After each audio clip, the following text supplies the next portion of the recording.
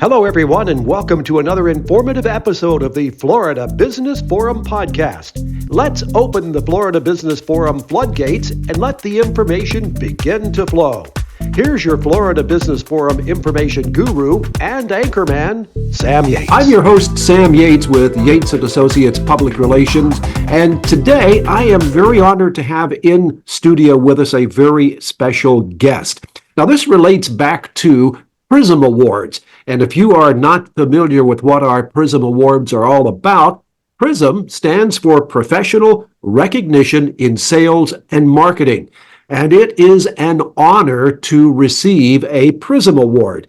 And the reason for that is that each year we have literally hundreds of entries from throughout our membership of our members trying to achieve the highest attainable award in a particular category. And I have as my guest today the winner in the Shell Contractor of the Year 2023 award, Mark Antonelli. And Mark, welcome to the program. I'm so happy that we were able to get you on the program, and let's talk about the award and a whole bunch of other things. Welcome aboard. Thank you, Sam. Thank you for having me. That brings to the forefront a question that I want to ask, and that is, what is Shell Construction? It seems like we've really begun to hear more and more about it lately. Shell Construction simply is that we build the structure.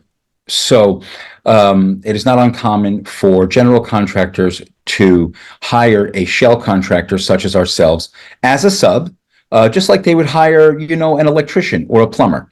We go in, we build the structure from the foundation all the way up through the roof structure, not dry in, and then we turn it over to the general contractor.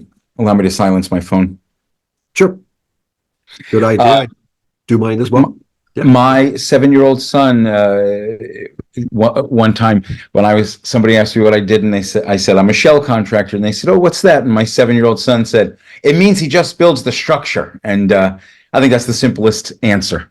Well, I always like to get to know, before we go into more about the company and the award, I like to get to know a little bit about our guests. So tell us about yourself. Well, let's see, I was born in New York, and I lived there until I was 8, at which time I moved to Fort Lauderdale, Florida. I still live in Fort Lauderdale, Florida today. My children attend the same grade schools that I attended. I got into, I had an uncle who I thought was super cool and I wanted to be like when I grew up. And he was a builder in the Tampa area. And so I modeled myself after him. I got my general contractor's license. I began general contracting, and with a focus on real estate, in that I was still am, a small-time real estate developer. In time, having built numerous structures myself, enjoyed that process and that phase of construction. So shell construction is, speaking of the phase, it's everything good about construction. It's big and it's heavy and it's loud and it's, grand, and that is appealing to, kids from, 1 to 92. Really, everybody likes, big equipment and, big machinery. And yep. So I fell in love with that stage of construction and decided to make that my business. So that's how I got into shell construction. That's how I found myself here today. And I do still conduct at least one project a year for myself, where I'm the owner and it is my project. And even though I hired, of course, myself, GENCO, to build that, I still do have a passion for real estate development as well. Now, a little bird told me that you're also a pilot. Speaking of birds and flying, yes. What do you fly? You're still working up the chain. Right. Well, I got my private pilot certificate in 2006, December 22nd of 2006, in fact. And I've kept it. I remain a private pilot to this day. However, I am this close to getting my instrument rating. For those listeners and viewers that know anything about flying and pilotage, they know that the instrument rating is the next natural progression. So I'm very close to getting my instrument rating. It's my license is specific to what is called single engine land. And that means that I can fly any airplane that has 3 wheels and 1 engine and weighs 12,500 pounds or less. So I basically enjoy, as a hobby, flying small aircraft not too far away.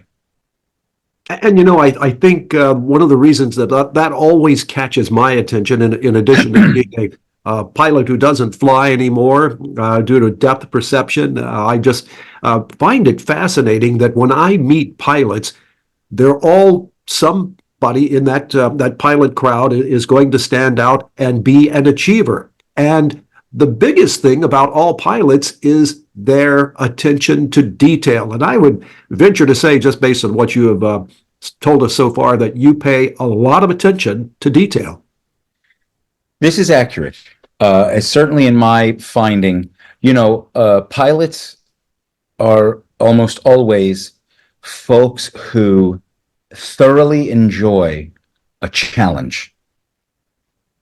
Piloting aircraft is by far the most challenging activity that I've ever endeavored to pursue.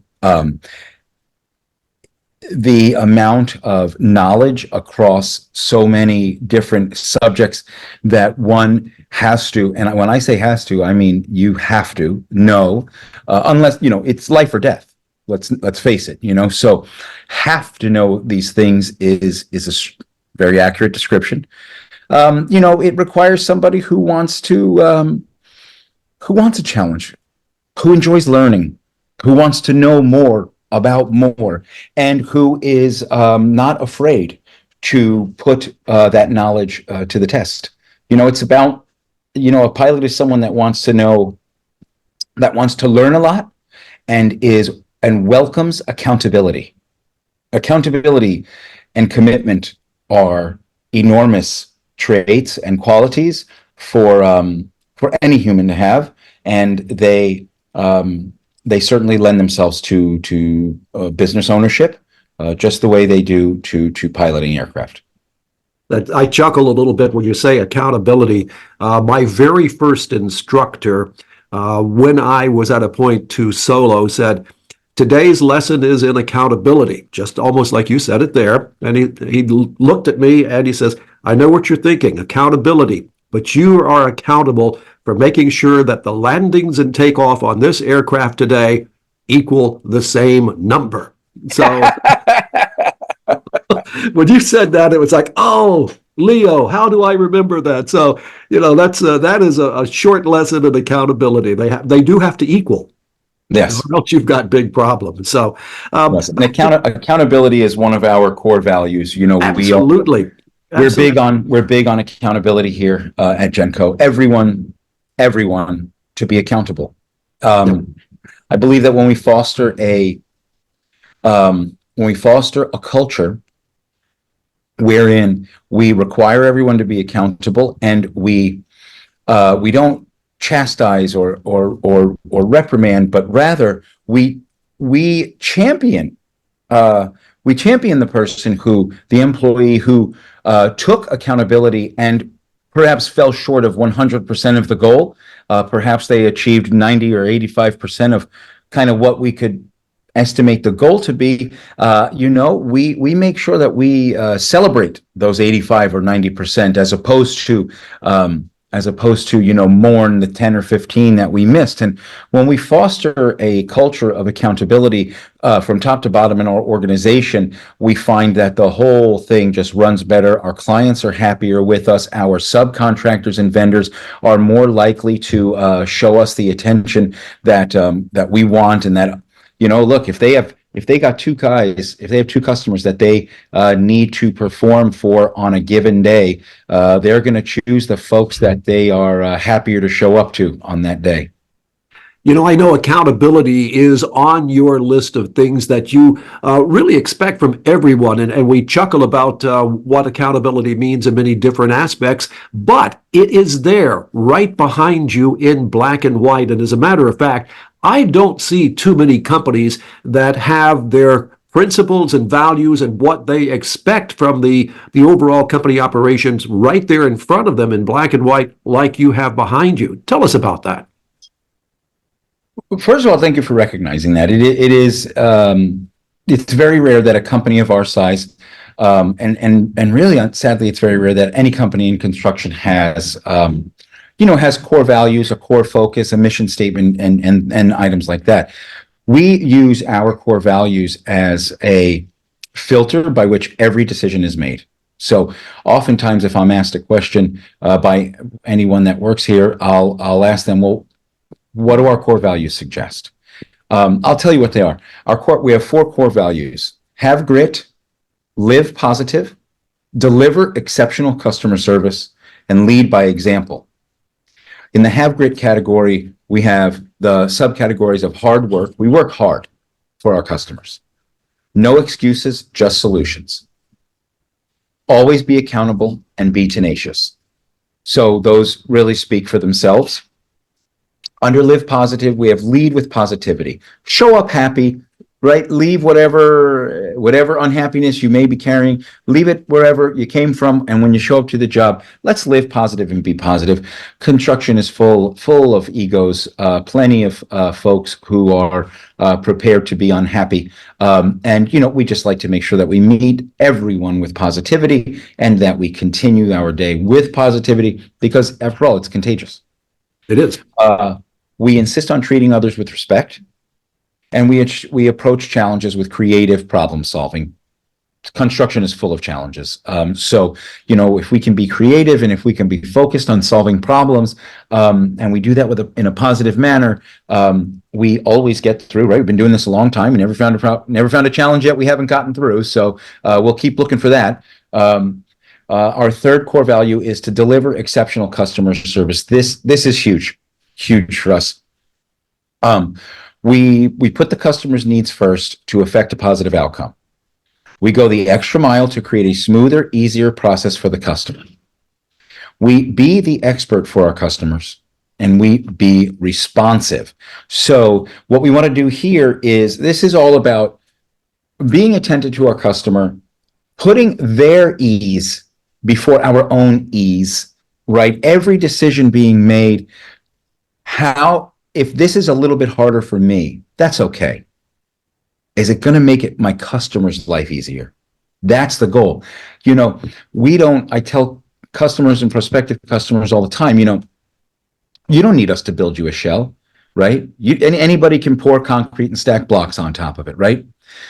What our customers need us for is to fill gaps, right? What's important to you? Safety is important to you. Schedule is important to you. Cleanliness is important to you. Quality is important to you. So what we do is we fill gaps for our customer. We want to make their lives easier. We look at things that other shell companies don't look at. If we see a penetration on a mechanical page through a tie beam, other shell companies don't look at that. They're going to build you at that tie beam and they're going to expect you to drill a hole in it later on. We don't do that. We make sure that we look at our mechanical pages and we bring it to the attention of our customer. Looks like there needs to be a hole in this tie beam. If you'd like, we can put that now, so you don't have to pay the core driller to come back later. We've just saved them time and money. So our customers appreciate that we deliver the exceptional customer service to them. And then our last core value is to lead by example. We ask each of our guys to be a leader individually so that we can be a leader in the industry, right? If we got a guy pushing a broom and he wants to be the best broom pusher in the world, then that goes noticed. It encourages the rest of our guys to be the best they can be at their job. And again, like positivity, it is contagious. So all of a sudden, the other subcontractors around us who don't work for us at all, but who also work for our customer, are all of a sudden being the best that they can be. And then the next thing you know, it's what I like to call an upward spiral. Everybody's just doing better, having fun, and enjoying work more. we be the change that we want to see, right? So if we encounter some negativity, or if we encounter someone who's not exactly, working with the same goals and alignment that we have, rather than complain about that person or that situation, what do? We be the change that we want to see, and in time they come around. And we believe in setting the example. We don't wait around for somebody to do right, to follow behind them doing right. We do right for the sake of doing right, and we lead by example, and folks come behind us and they do the same. It's enormous. We read this every week at our production meeting, our leadership team meeting, and our sales and marketing meeting. We talk about this, and every single decision that we make gets filtered through this screen. And I want to say that hearing that, and I hope that all of our GCBA listeners and others who are going to hear this or see this pay attention, because that is precisely why you won a PRISM Award as Shell Contractor of the Year. I mean, that states it right there. It doesn't matter the project, although it did in this particular case because I want to find out about it, but following those values, you're a winner to begin with. But that said, what project specific was this award for 2023? We won this award for a custom home. It's a 10,000 square foot custom home. It was off the bat, a relatively complex structure with a lot of structural steel, of course, CMU, a lot of structural steel, all 3 floors and roof cast in place concrete. So really a lot of structural steel. So already a complicated project. Well, as it so happens, the structural plans were circulated and disseminated prior to the structural engineer himself reviewing them. So construction is at the point of beginning, right? Luckily, we were just mobilizing, but a lot of construction had taken place, some underground stuff and whatnot. Anyway, construction was beginning when the structural engineer himself reviewed the plans and realized that some mistakes were made that were drastic enough to concern him about the structural integrity of the design, which is a rarity. I have to say it was a first for me. It was a first for me that we received a set of plans that could have failed if we had built it that way. So the structural engineer needed to redesign the structure from bottom to top. Now, oh wow, that it is what it is. Yep. Do your redesign, send us over a set of plans, we'll reprice the job, and then we'll get started. Right? Wrong. So the owner and the general contractor were not interested in waiting that, amount of time. So what had to happen, or what happened was that the general contractor, the owner's rep, the structural engineer, the architect, the general contractor's project manager, the general contractor's superintendent, my project manager, my superintendent, we all had to, we worked on the foundation. They redesigned the foundation, we worked on the foundation. They redesigned the slab, we worked on the slab. They redesigned the columns, we worked on the columns. They were never more than a floor ahead of us, ever. We were building almost as they were redesigning this structure. And that is a real bear. If you know anything about construction, success lies in pre-planning, right? Proper planning is an enormous ingredient, almost a prime ingredient in the success of a construction project. So if you're robbed of that opportunity, in order for you to deliver exceptional customer service and really, really win and look like you're a winner, you got to really hustle. I mean, it was all hands on deck the entire time. everyone made this happen. Certainly myself and my staff, but really the entire staff of the project, of the general contractor, the entire staff of the structural engineer, and then staffs of my suppliers, my structural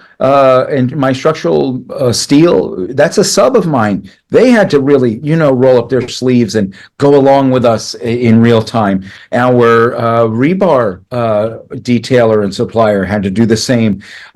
It was really an impressive, it was a wonderful opportunity to be part of something that was a real challenge, and to nail it. We did not miss our schedule, stayed right on schedule as it was designed pre-problem.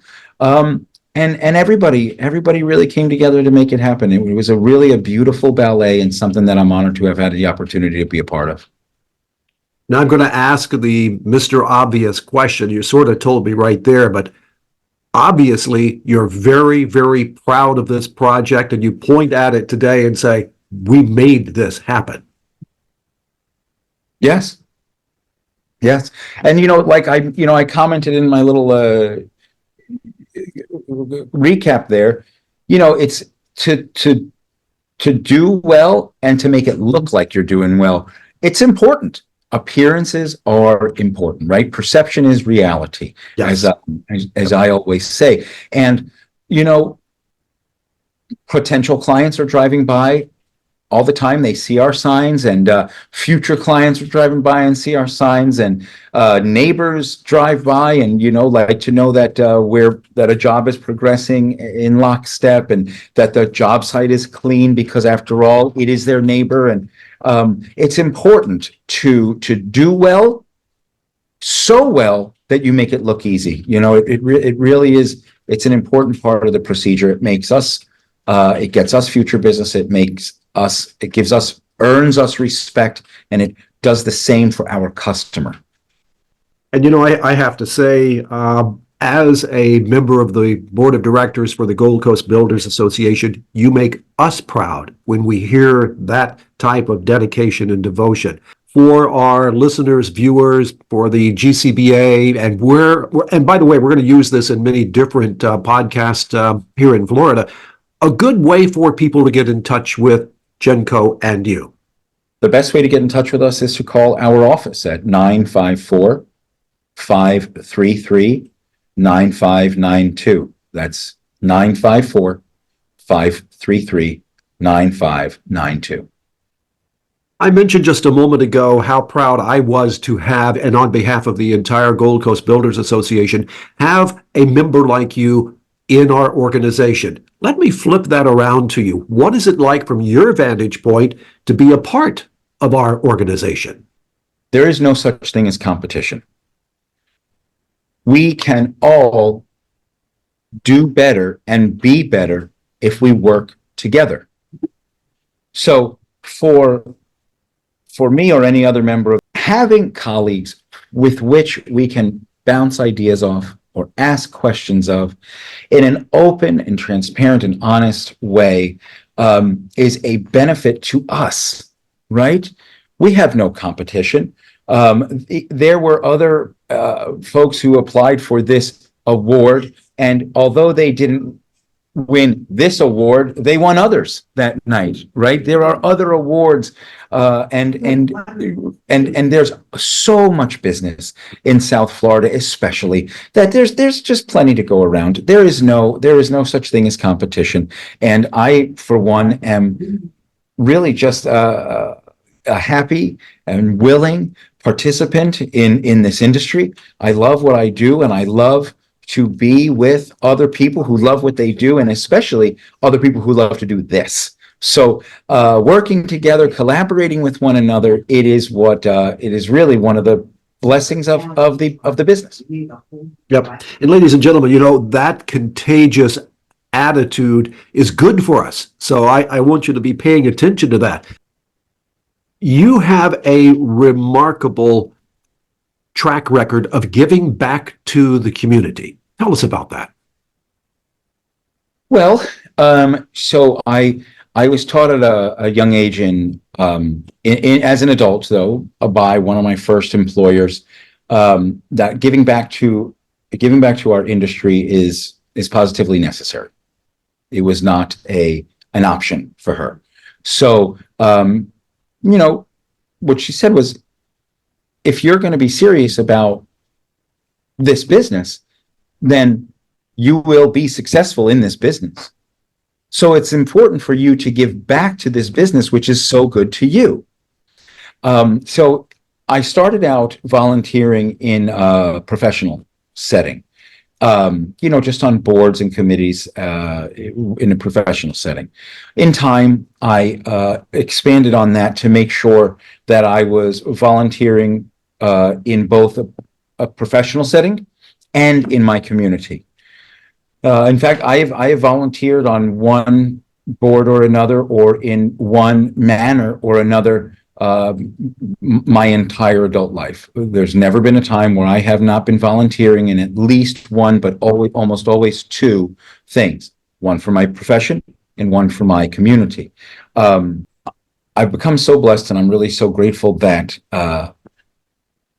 I've reached a point in my career and in my life where I'm actually able to give back financially now. In addition to my volunteering of my time and my energy, I'm also able to give back financially. The truth is that no matter how hard of a day I have, no matter what is going on in my life that could be perceived as unpleasant or negative, I am blessed. My cup is overflowing, and it is the duty of those who have been gifted to give it away. What is also true is that the more I give, the more I get. It is like magic. It is, harken back to that upward spiral thing. There are things in life that you can only get by giving them away. Love, give it all away. Give away as much love as you can. Never miss an opportunity to give away love. You give away love, you get more. You donate your time, you donate your money, and somehow more opportunity comes my way in less time than I would have otherwise expended if I was just going at it, only focused on that. I don't know why it works. I don't know how it works. I just know that it works. And that's what we need to know, because we see it in action from you and GENCO. Mark, is there anything we haven't touched upon that you would like to add before we wrap our program up today? Not that I can think of, just that, over here at GENCO, we pride ourselves on quality, cleanliness, safety, and timeliness. So if you are looking for a shell contractor that is going to do a good job on time and keep your site clean and safe the whole way through, please give us a call. All right. Toughest question, though. This is the tough one. Will you come back for another episode? Certainly. Anytime. Absolutely pleased to hear that. You have made my day. Mark Antonelli, founder, GENCO, Prism Award winner, member of the Gold Coast Builders Association. We have enjoyed having you here today, and personally, it has been my pleasure to have this conversation. Thank you for being here. Thank you, Sam. And I am Sam Yates, your host for the Gold Coast Builders Association Builders Spotlight. Until our next episode, have a great day, everybody. The Florida Business Forum is dedicated to showcasing Florida businesses and CEOs of all sorts to promote their business or not-for-profit in the only business forum of its type in Florida. Thanks for tuning in, and remember, the Florida Business Forum is now accepting guest applications. Have a great day, everyone, and stay tuned for more business.